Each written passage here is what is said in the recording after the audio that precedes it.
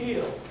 And this is what we see in Treptoceros, and it's probably characteristic of a lot of other longiconic nautiloids as well. We just don't have the record, the well-preserved material to look at. Along with Treptoceros and Maysvillian strata in the Cincinnati region, we often run into the actinoceraid Orthonibioceros. And this form is nearly indistinguishable from Treptoceros externally. It's a rapidly expanding lonchicone with moderately deep cameral deposits. Very difficult to distinguish this guy from the forms we just were looking at. The key differences are, again, in the internal features of the siphuncle. In Orthonibioceros, the segments are much more broader in diameter, more compressed. The deposits are much more heavily developed, and the segments get broader in diameter through most of the shell rather than smaller diameter as they do in Treptoceros. This is the holotype of Orthoceras diari, which is a form that Miller described in 1875. This is Ormoceras covingtonensis, which was described by Furste and Teichert in 1930. And they are actually the same critter, and because this form was described first, it has priority. So I call this thing Orthonibioceras diari. And this form is particularly characteristic of the Maysvillian part of the section, the Mount Hope and the Fairview. But you do find specimens occasionally up in the Waynesville in the shales. This form here, this is Ormoceras, which is from the Black River and Tyrone Formation in Kentucky. And this is Diaroceras, which is from the Lexington.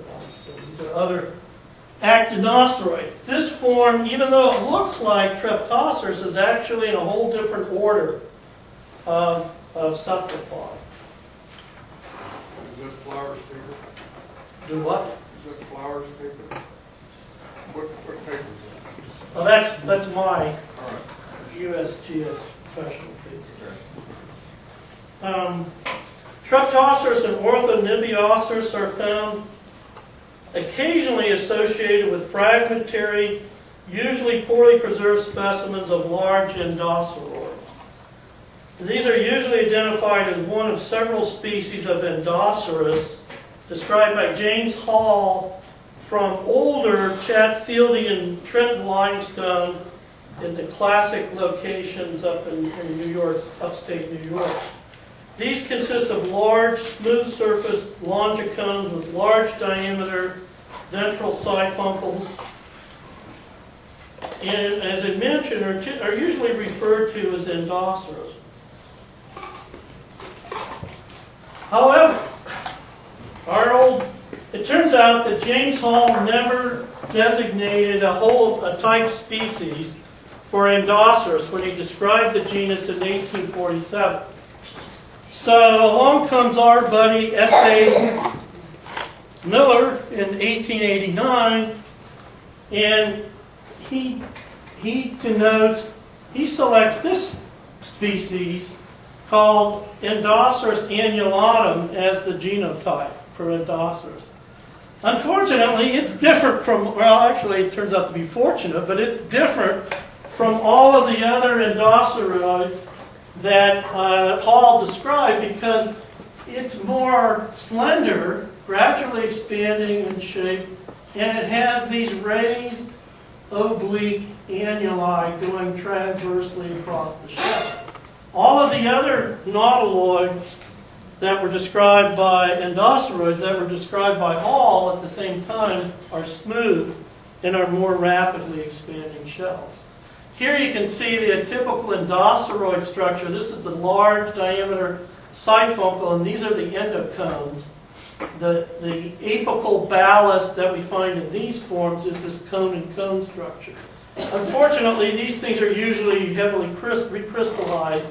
It's very hard to differentiate the structure within most endoceros. So it turns out that true endoceros actually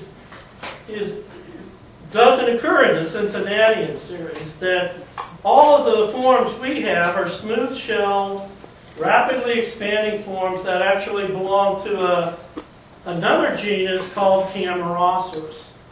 So the majority of the large endoceroids we have here in the Cincinnatian area are probably properly referred to as Camarasaurus. And that's these guys here. They have they're usually more rapidly expanding forms that have a smooth exterior and lack these oblique annuli. There is a form we find in the coat formation where the tubes that fill in the siphuncle, and this is a silicified endocone right here, rather than being circular in shape, are terminated in a triangle. And Rousseau Flower differentiated these from Camarasaurus and called them triendoceros. And I named the common form we find in the coat, which is usually represented only by these large siphuncles, is Triendoceros davisi. No reflection, triangular shape reflection. In the honor of my colleague.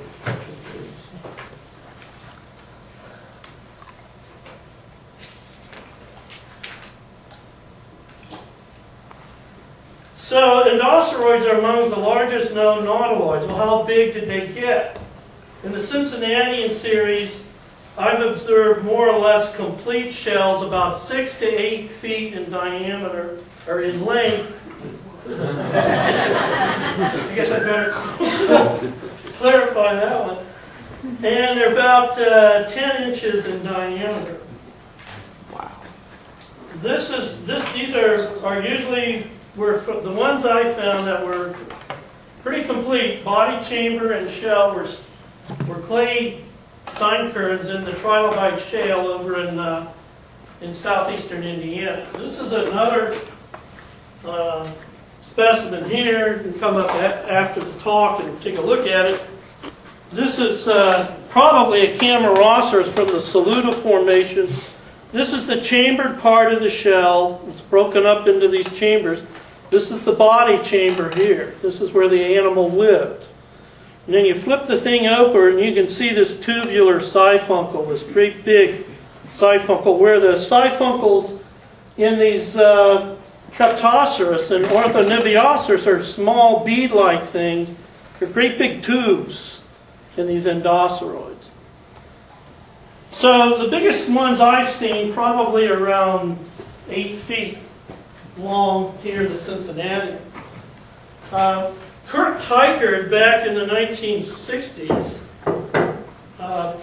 illustrated a specimen from the Museum of Comparative Zoology at Harvard that was a fragmacone that was 16 feet in length. And it was one of these true endoceros that had, probably from the Black River limestone in upstate New York. And it lacked the body chamber. By comparing it to other endoceroids, we think the body chamber makes up about a third of the length of the shell. So Teichert added another 12 feet onto this fragmacone, and they came up with a nautiloid that was 28 feet in length. So there is a likelihood that some of these endoceroids got up to about 30 feet.